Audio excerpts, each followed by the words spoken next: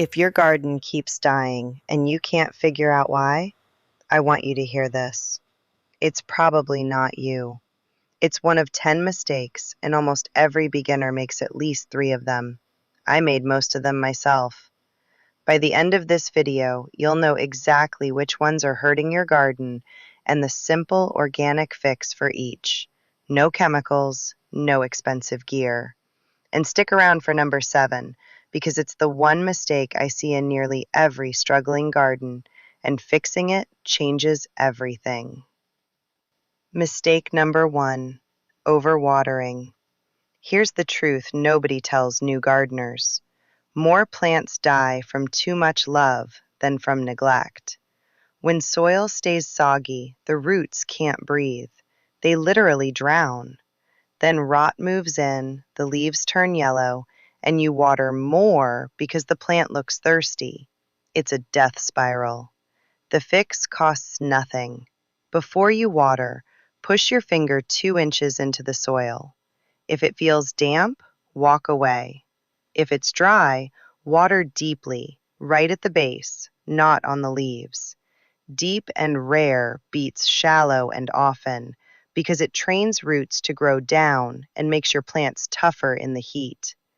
If you'd rather not guess, a $5 moisture meter takes the mystery out of it. But honestly, your finger works fine. One less thing to buy. Mistake 2, planting straight into bad soil. I get it. You're excited. The plants are bought. You want them in the ground today. But your garden can only ever be as healthy as the soil it lives in. Pale, compacted, lifeless dirt grows pale, struggling, lifeless plants. No fertilizer bottle can rescue that. The organic fix is beautifully simple. Compost. Work 2 to 3 inches into your beds before planting and top it up every season. Compost feeds the worms and microbes that feed your plants. It's the whole engine of an organic garden. You can buy it bagged or start a pile with kitchen scraps and leaves and make it free forever. Want to know if your soil's alive? Dig 1 scoop. If you see worms, you're winning.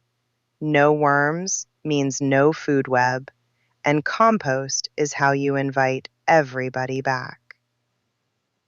Mistake 3, ignoring sunlight. You can do everything else on this list perfectly, but vegetables need 6 to 8 hours of direct sun, and no amount of care substitutes for it. A tomato in the shade doesn't sulk, it just refuses to produce.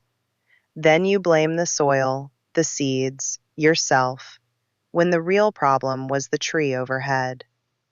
So before you build a single bed, spend 1 Saturday watching your yard. Check at 9, at noon, at 3, at 5. Where does the sun actually land? That spot is your garden. Leafy greens like lettuce and spinach will forgive 4 or 5 hours. Tomatoes, peppers, and squash will not. Mistake 4, planting too close together.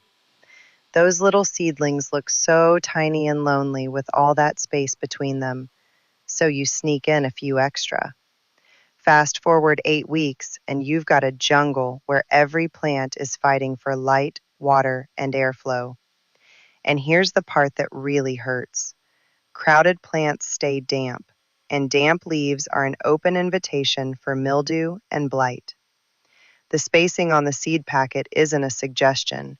It's the plant telling you its adult size. Trust it. Fewer, well-spaced plants will outproduce a crowded bed every single time. In gardening, less really is more. A good rule of thumb, when your plants are full grown, you should still see a little daylight between them. That airflow is free disease prevention. Mistake 5, planting at the wrong time. A perfect tomato seedling planted 6 weeks late gives you a beautiful plant and 0 tomatoes before frost.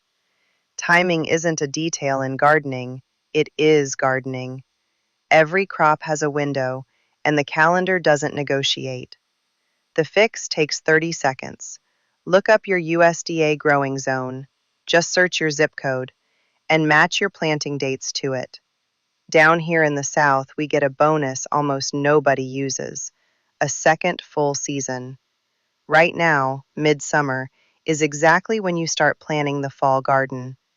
While your neighbors are winding down in August, you can be planting round two. Mistake 6. Over-fertilizing. When a plant struggles, the beginner instinct is to feed it, hard. But synthetic fertilizer is salt, and too much burns roots exactly when the plant is weakest. You get a flush of soft, leafy growth that pests adore, and then a crash. Organic gardening flips the whole approach. Feed the soil, not the plant. Compost, worm castings, a gentle organic feed every few weeks in the growing season. Slow food, steady growth, no burn. Healthy soil releases nutrients exactly as fast as plants can drink them. It's a system that's very hard to overdose. And now, mistake 7, the big one. Bare soil.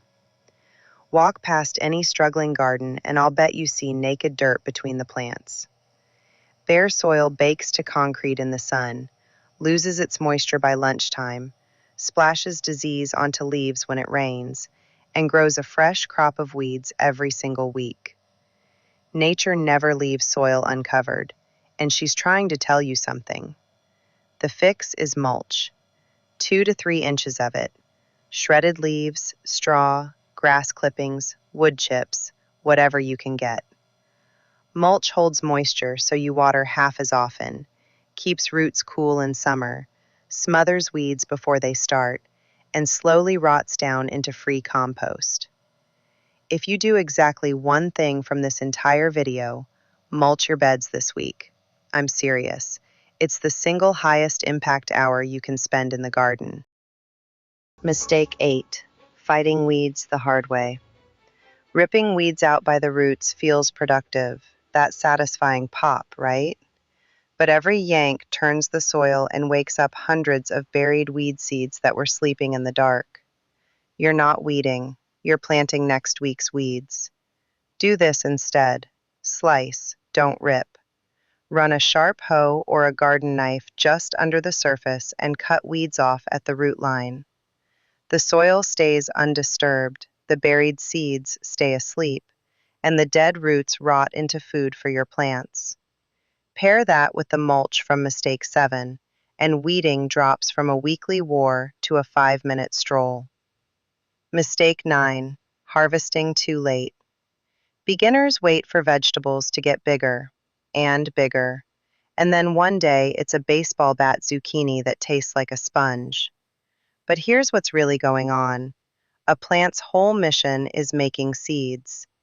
Let fruit go overripe and the plant thinks, job done, and quietly shuts down production. So pick early and pick often. Beans, zucchini, cucumbers, okra. The more you harvest, the more the plant makes. Check every day or two in peak season. Small vegetables aren't just more tender, they're the secret to a bigger total harvest. You're not taking from the plant, you're keeping it working. And mistake 10, the one that ends more gardening dreams than any pest, starting too big. You till up half the backyard in April, fueled by pure enthusiasm. By July, it's a knee-high jungle of guilt, and by next spring, you've decided you have a black thumb. You never had a black thumb. You had too much garden. Start with one bed, 4 feet by 8 feet, 3 or 4 crops you actually love to eat. Win that and expand next season. A small garden you visit every day will bury a big garden you avoid, and every visit is where you learn to read your plants. Quick recap. Screenshot this. Water less, but deeper. Feed the soil with compost.